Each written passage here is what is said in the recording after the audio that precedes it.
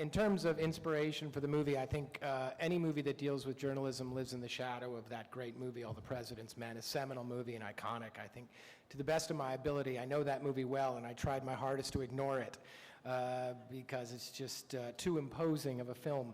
But there are many great directors from that period who I constantly seek inspiration from. Sidney Lumet is one I'm constantly inspired by. He was an early mentor of mine and a friend, and I think his films always speak to me both in their economy, efficiency, and into their emotion and honesty.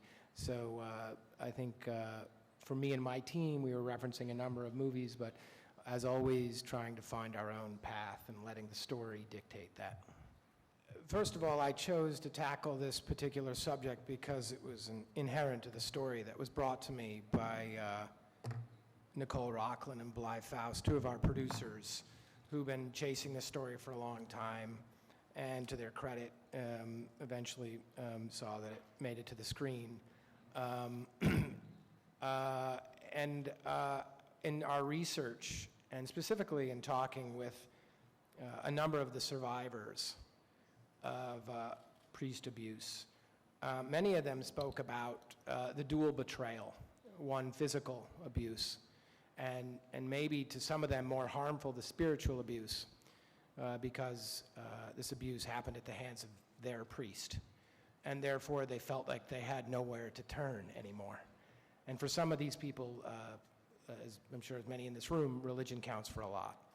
And they felt completely abandoned by this. And a lot of them didn't have familial or community support to boost them in these moments. So they were really adrift.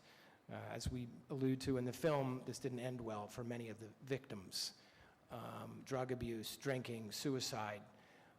It completely altered their lives. And many of the people who did survive still struggle with this, as there's many organizations now out there to support. At the time there weren't. So that to me was something that had never really occurred to me before researching and writing and directing the film. And I found, and when you think about it that way, you realize how just diabolical this crime was that was perpetrated against these young innocents.